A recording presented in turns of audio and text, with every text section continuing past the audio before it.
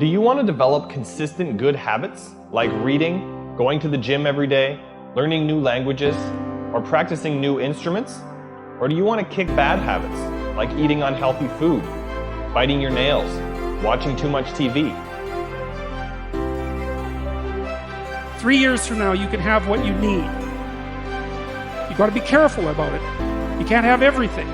You can have what would be good for you, but you have to figure out what it is, and then you have to aim at it.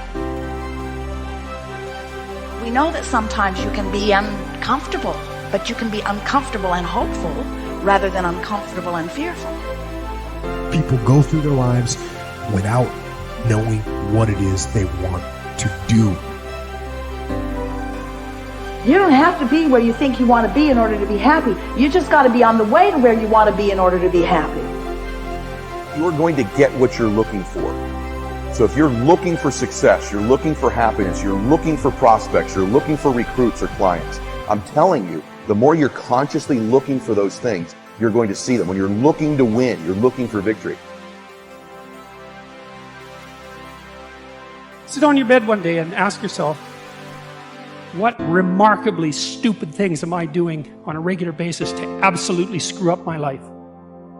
And if you actually ask that question, but you have to want to know the answer, right? Because that's actually what asking the question means. It doesn't mean just mouthing the words. It means you have to decide that you want to know.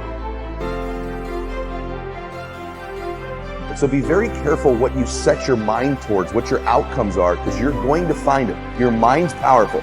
You're powerful. You're more powerful than you think you are. And if you could just get clear on what you're looking for, get super specific with great clarity, great specificity about what it is you want, it's sitting there for you to find if you look for it. The time is now. The time is now to express and for people to believe in themselves.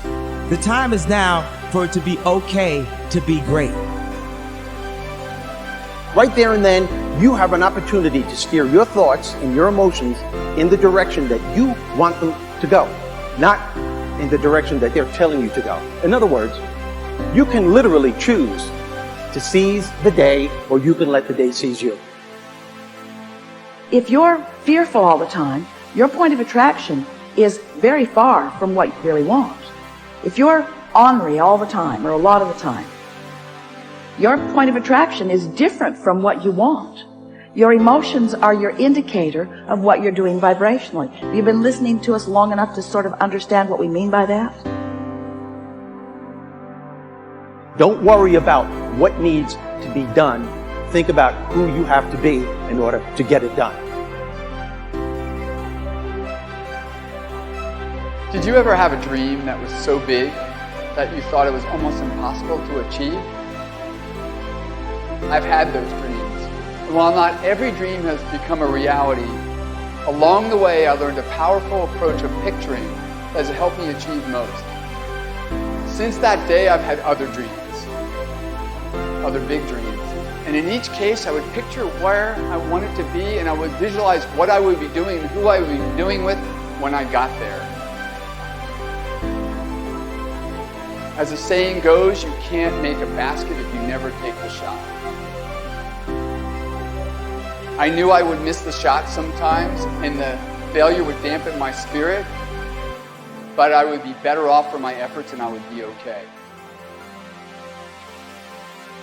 People are addicted to all kinds of things, substances, but one of the greatest addictions, or rather the greatest addiction, you never read about it in the papers, because the people who are addicted to it don't know it. It's the addiction to thinking. It's actually addictive. Can't stop thinking. It's like can't stop drinking, can't stop smoking, can't stop eating, can't stop thinking. You have the option of taking it hard or taking it easy, of making the worst of it or making the best of it, of giving it your undivided attention, of giving it very little of your attention. You have more control over your focus than most of you have been exercising. And when you begin caring about how you feel more than everything else put together, so that you exercise your ability to focus upon things that do feel good, you begin to discover that in every particle of the universe there is that which is wanted and lack of it. My visualization has helped me achieve most of my goals. And what I learned along the way is it didn't take twice as much effort. It only took an extra 10%. When we fail, life continues as it is. We can stay in our comfort zone. Success, on the other hand, challenges us. It pushes us and it exposes us to rejection. How are we going to manage this new success? If you're not happy, you're not successful. If you're not enjoying yourself during the process of whatever it is you're trying to achieve, there's a problem. To me, the biggest disease on this planet is unhappiness. And the reason why people are unhappy is because we have a tendency to keep focusing, as I said, on what we don't have, on what's not working in our lives, instead of allowing ourselves to shift our focus and our way of thinking. People always want to be like, follow your dreams, follow your dreams, follow your dreams. My dream was always to be a rap artist, right? But I had to get a job. So I had to focus on my job. And then I made money to follow my dream. One of the main reasons that people don't get what they want is because they don't actually figure out what it is. And the probability that you're going to get what would be good for you, let's say, which would even be better than what you want, right? Because you might be wrong about what you want easily. But maybe you could get what would really be good for you. You have the freedom to think anything you want. You were born extremely confident. You came into this world knowing how wonderful you are. So choose new thoughts to think about yourself, and choose new words to tell yourself how magnificent you are, and that you deserve all the good that life has to offer. First thing in the morning and last thing in the evening, I want you to look into your eyes and say, I love you. I really love you. Your first goal, this is what I'm suggesting, your first goal when you open up your eyes should be to focus on the things that ignite your spirit and bring you joy. I want you to focus on the things that you appreciate in your life, the things that you're grateful for. I don't care who it is or what it is. Maybe it's the person lying next to you. Maybe you're thinking of your children. Maybe you're thinking of the dog or the cat lying by the side of the bed. A particular goal that you achieved. Maybe there's an event coming up on the weekend. Maybe you're meeting with your friends for lunch. You see, folks, it doesn't matter who it is or what it is. There's always something to be grateful for, to appreciate. And what I'm asking you to do in those few moments before you crank and get into your day is to focus on these things. And why am I asking you to do this? Because an attitude of gratitude simply makes you feel good. And feeling good is the fuel that drives motivation. We've all made wrong choices and done things that we knew were not the best.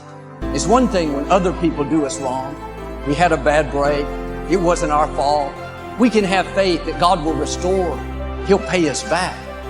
But when we bring the trouble on ourselves, when we blow it, it's easy to live in regrets, thinking that God's not going to help us. We made the mess. But here's the beauty. God knew you would mess up before He called you.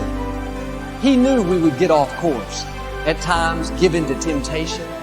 He didn't base His plan for your life on you making perfect decisions.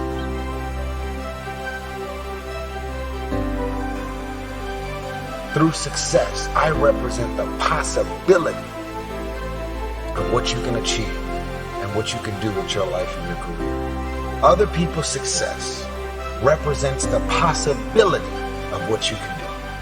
Those are the records that you can sell. Those are the type of tours that you can do. Those are the kind of songs that you can produce and the songs that you can write. Those are the millions of dollars that you can get, or billions. Those are the type of architectural drawings and buildings that you can build. Those are the type of books that you can sell. Everybody else's success represents the possibility of what you can do.